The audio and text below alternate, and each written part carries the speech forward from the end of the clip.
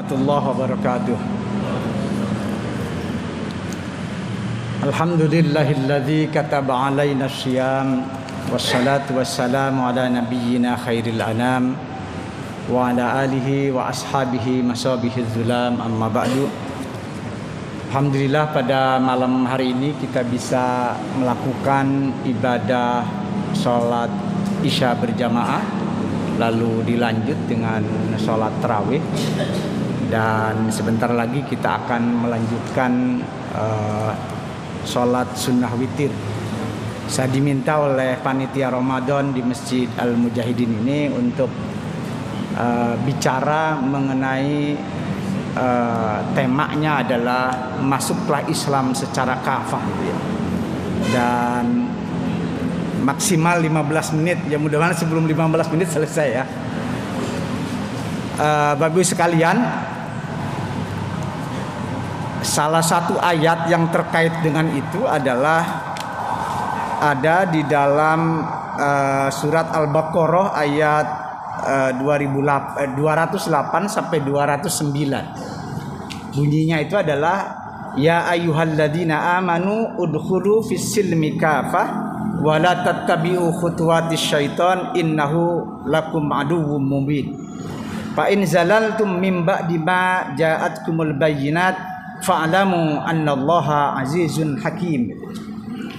Itu bunyi ayatnya itu, dan ayat ini menjadi tema di dalam kultum malam ini. Bunyi ayat itu adalah wahai orang-orang yang beriman, masuklah ke dalam Islam. Sebagian mufassir seperti disebut oleh Ibnu Katsir, yang dimaksud dengan fisilmi itu bukanlah masuk Islam, tapi masuklah di dalam ketaatan beragama Islam secara kafah, secara keseluruhan. Kenapa? Karena kata As-Sabuni di dalam tafsir Sohbatut Tafasir itu disebut al-Islam la yatajazza, itu ya. Islam itu tidak bisa dipisahkan karena satu kesatuan. Karena itulah menjadi Islam tidak bisa milih-milih, gitu ya. Nah, Bapak Ibu sekalian, kalau kita melihat asbabul nuzul ayat ini, sebab-sebab turunnya ayat ini adalah sebagian orang-orang Yahudi seperti Abdullah bin Salam dan kawan-kawan pada masa Nabi itu meminta agar mereka sebagai mantan orang Yahudi untuk libur beribadah di hari Sabtu. Karena hari besarnya orang Yahudi itu adalah hari Sabtu. Kalau hari besarnya orang Kristiani adalah hari Minggu. Nah, kita ini sebagai umat Islam, hari besarnya per minggu itu adalah hari Jumat. Bahkan mereka meminta minimal pada malam Sabtu mereka masih bisa mengagungkan hari Sabtu itu. Maka turunlah ayat ini. Jadi kalau sudah masuk Islam, ya jangan setengah-setengah. Nah, karena itulah maka kita sebagai kaum muslimin nggak boleh yang satu diikuti, yang lainnya enggak, gitu ya. Seluruh ajaran Islam itu harus diikuti, gitu ya. Nah, karena itu pula maka kita sebagai muslim harus husnudzon terhadap semua aturan yang telah Allah berikan kepada kita dengan menerimanya. Menerima aturan syariah itu sama dengan menerima atas takdir Allah. Sebagaimana takdir misalnya sunnatullah. Misalnya yang hari ini kita sedang masih dilanda di dalam COVID-19. Itu adalah bagian dari sunnatullah. Karena itulah kalau kita tidak menerimanya itu akan mengalami kesulitan. Sebagaimana sunnatullah yang lain. Misalnya ya semakin tua ya semakin banyak kekurangannya, karena itu sunnatullahnya. Wa man nu'ammirhu nunaqqishu, gitu ya. Ya, makanya biasanya kalau yang sudah 50 tahun ke atas, dari bawah ke atas naik itu terasa berat, gitu kan. Yang biasanya dulunya masih hitam rambutnya sudah meninggalkan dunia hitam, maksudnya sudah putih semua, gitu ya.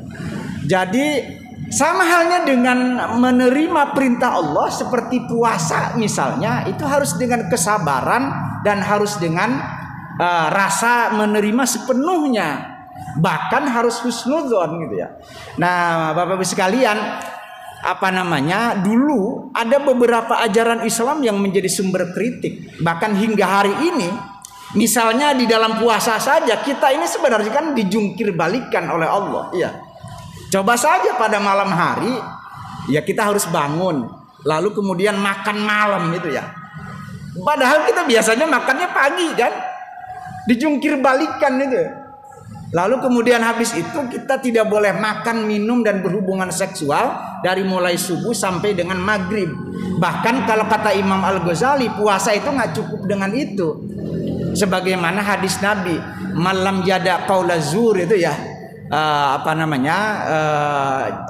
Siapa yang tidak meninggalkan ucapan buruk wal amal bihi dan perbuatan-perbuatan buruk, perbuatan-perbuatan kotor, maka Allah tidak butuh terhadap seseorang yang berpuasa hanya meninggalkan makan, minum dan hubungan seksual saja. Karena yang disebut puasa itu sesungguhnya adalah puasanya seluruh anggota tubuh kita dari hal-hal yang bersifat buruk. Itu yang disebut dengan puasa khusus, itu namanya itu ya. Sudah tingkatannya lebih tinggi. Nah, meskipun sama halnya dengan korban yang diterima oleh Allah itu bukanlah dagingnya kan, tetapi keikhlasannya itu ya. Kita menerima sepenuhnya terhadap ajaran Allah. Ada juga misalnya yang pernah saya sampaikan juga di forum ini ya. Dulu adanya iddah bagi kaum perempuan itu menjadi sumber kritik beberapa kalangan feminis gitu ya. Padahal Islam mengakui feminisme itu selama tuntutan persamaan dengan laki-laki itu bukan dalam wilayah nature, bukan dalam wilayah kodrati gitu ya. Kalau wilayah kodrati nggak bisa sama gitu ya. Misalnya perempuan harus menyusui, itu kodratnya. Perempuan ya harus hamil, itu kodratnya. Kalau nggak begitu, ya hancurlah masa depan manusia gitu ya, oleh makhluk lain gitu kan. Nah, karena itulah yang sering ditanyakan, Ustadz, kenapa sih kalau laki-laki cerai bisa langsung nikah ya kan? Sementara perempuan itu harus iddah dulu baru boleh nikah. Iddah itu berapa? Kalau kata Imam Hanafi cukup 3 bulan. Tapi kalau kata Imam Asy-Syafi'i harus 3 bulan 10 hari. Nggak adil dong katanya, kata aktivis perempuan itu ya. Kalau ustadz yang laki-laki boleh langsung nikah katanya, kita nggak boleh langsung nikah. Nah, ternyata belum lama ini ada seorang ahli Yahudi itu dari Amerika yang masuk Islam gara-gara meneliti soal iddah. Jadi seluruh ajaran Allah itu luar biasa. Nah, dia meneliti terhadap sejumlah kaum perempuan antara orang Kristiani di Afrika dan orang Islam di Afrika di dalam sebuah desa gitu ya. Nah, yang menarik adalah dia meneliti rahim para perempuan itu. Kalau perempuan dari kalangan Kristiani di Afrika itu ada 2 titik di dalam rahimnya. Nah, kalau rahim kaum perempuan itu semuanya 1 titik gitu ya, yang menunjukkan dia adalah kaum perempuan yang setia. Nah, ternyata ketika seorang perempuan didatangi oleh seorang laki-laki, ngerti kan saya kira didatangi ya, melakukan hubungan seksual, maka di rahimnya itu ada tanda yang menunjukkan dia didatangi oleh seorang laki-laki. Kalau dia tidak setia, ada 2 tanda. Yang menarik dia penasaran gitu ya. Istrinya diteliti gitu ya. Ternyata di rahim istrinya ada 2 tanda lagi. Dan ternyata katanya istrinya itu baru terus terang bahwa anaknya yang dibuahi oleh suaminya itu anak yang pertama. Anak yang kedua itu bukan dibuahi oleh suaminya gitu ya. Nah, tanda-tanda didatangi oleh laki-laki itu hanya akan hilang ketika tidak berhubungan seksual selama 3 bulan gitu ya. Dan itu karena itulah beda nature-nya antara laki-laki dengan perempuan. Nah, karena itulah beliau masuk Islam dan menyatakan bahwa ajaran Islam itu luar biasa ilmiahnya gitu ya. Karena memang di hampir semua yang disebut oleh Quran itu ya hampir seluruhnya itu adalah sesuai dengan perkembangan sains. Coba saja puasa itu ya. Puasa itu sekarang itu diteliti, kalau hubungan puasa dengan ruhani kita itu tidak ada yang menolak, nggak ada yang menolak satupun. Karena memang kalau kita ingin kaya secara ruhani, badan kita itu dikurangi dulu kecenderungannya. Ya misalnya puasa hubungannya dengan syukur, puasa hubungannya dengan sabar, pokoknya kecerdasan emosional dan spiritual. Nah tetapi ternyata puasa juga itu benar kata Nabi, sumu tasihu. Kalau pengen sehat itu ya puasa. Makanya orang punya gula kalau puasa itu malah sehat. Di Saudi Arabia katanya kalau sebelum puasa itu ya orang yang punya sakit gula tuh datang berkali-kali ke rumah sakit. Tapi selama Ramadan nggak ada yang datang. Gitu. Artinya nah termasuk puasa itu terkait dengan persoalan dikeluarkannya racun-racun di dalam tubuh itu ya. Jadi detoksifikasi alamiah itu adalah puasa. Maka sejak masa Yunani kalau orang ingin umur panjang salah satunya adalah rajin berpuasa gitu ya. Nah tentu saja banyak lagi yang lain lah gitu ya. Nah karena itulah maka kita memang harus husnudzon terhadap apa yang Allah berikan kepada kita, karena Allah ingin memberikan yang terbaik. 5 menit lagi. Jadi sebelum ini selesai, bentar lagi ya. Karena ini baru 10 menit saya ceramah. Tetapi tidak berarti ketika kita udhulu fisilmi kafah itu ya, tidak berarti tidak ada akal di dalam agama gitu ya. Makanya kemarin itu salah satu wasiat pelaku terorisme di 2 tempat, yaitu di Makassar namanya Komar, di Jakarta itu di polisian LRI ya, yang melakukan penembakan itu namanya Zakiyah gitu ya. Dua-duanya drop out kuliah itu dua-duanya, dan mereka dari kalangan kurang mampu. Nah salah satu yang menarik dari surat wasiatnya itu, dia menasihati ibu bapaknya agar tidak ikut di dalam pemilu. Kenapa? Karena katanya kalau ikut pemilu nanti hasilnya orang-orang yang menjadi anggota DPR dan akan membuat legislasi. Padahal tugas manusia itu tidak ada, legislasi itu adalah urusan Allah. Jadi itu yang disebut konsep la hukma illa lillah, tidak ada hukum kecuali hukum Allah. Padahal kalau menurut banyak ahli, misalnya Abdul Wahab Khalaf itu ya, beliau bilang dari seluruh ayat Quran itu yang 6.000 sekian, 6.666 itu kan, itu hanya berapa? 5,8% saja yang terkait dengan hukum. Dari 5,8% yang terkait dengan hukum itu hanya 3,5% saja yang mengurus soal sosial. Karena itulah kalau kita bicara sosial, betul ada Quran di dalam ayat Quran itu, ma farratna fil kitab gitu ya. Tidak ada yang terlewat pun di dalam Al-Quran. Nggak ada itu, semuanya dibahas. Tetapi dalam persoalan sosial hanya dibahas soal pokok-pokok saja. Karena itulah maka yang dimaksud di sini kalau kita mau ini, yang dimaksud masuklah ke dalam Islam secara kafah, terutama dalam persoalan usul. Karena ini yang menarik juga teori dari wakil presiden kita itu ya. Kalau kata wakil presiden sebagai ulama ya, dia bilang kalau pelanggaran terhadap usul ya berbeda dari hal-hal pokok, maka itu adalah pelanggaran.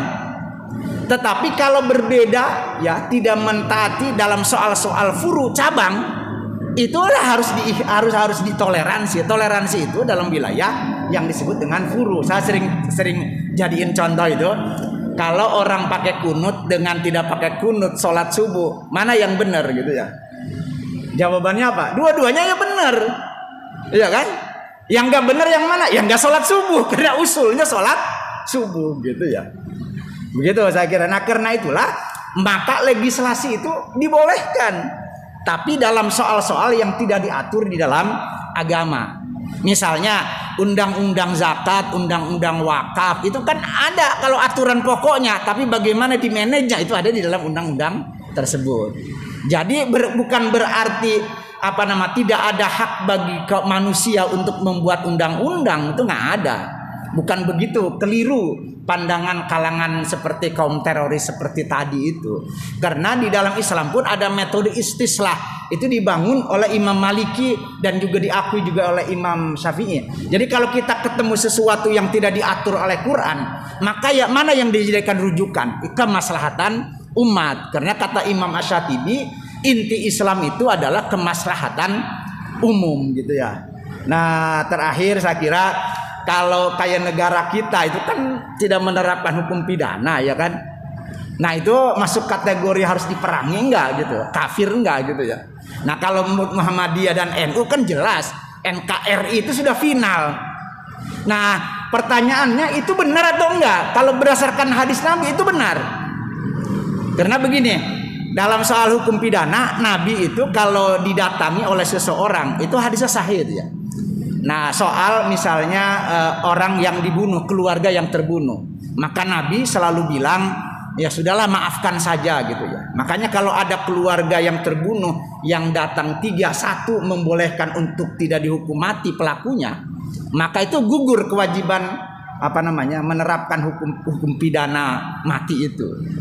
Nah gitu. Dan yang kedua kata Nabi itu, man tasaddaqa bidamin audunahu kana kafaratun lahu min yaumin wulida ila tasaddaqa. Itu hadis riwayat Abu Ya'la, ini sahih hadisnya.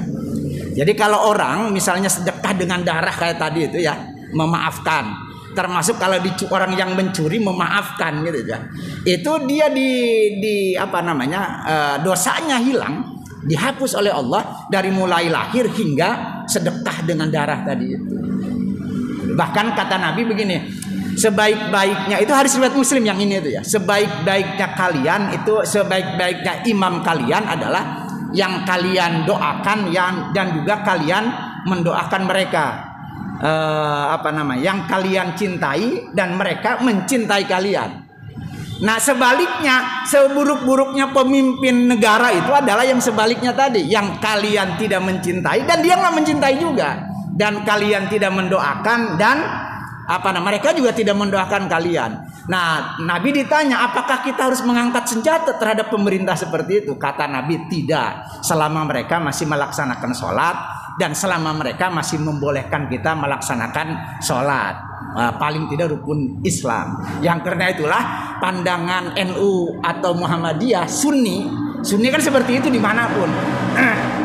Itu Islami, tidak haruslah, apalagi sampai ada terorisme kayak gitu, itu tidak Islami. Kayak tadi ayat saja yang dibaca, selalu ayat perang itu diakhiri dengan persoalan perdamaian. Bahkan tadi yang dibaca oleh oleh imam tadi itu, perangilah orang yang memerangi kalian gitu ya. Jadi konsep utama di dalam perang itu adalah bertahan. Saya kira demikian, mudah-mudahan bermanfaat dan semoga ke depan itu generasi kita terhindar dari aliran-aliran sesat seperti yang dialami oleh dua anak tadi ya. Nah karena itulah mungkin kita harus semakin sering ya mendidik anak dengan baik, dan termasuk di dalamnya adalah bagaimana kalau dia gagal diarahkan ke hal-hal yang lebih positif. Demikian, assalamualaikum warahmatullahi wabarakatuh.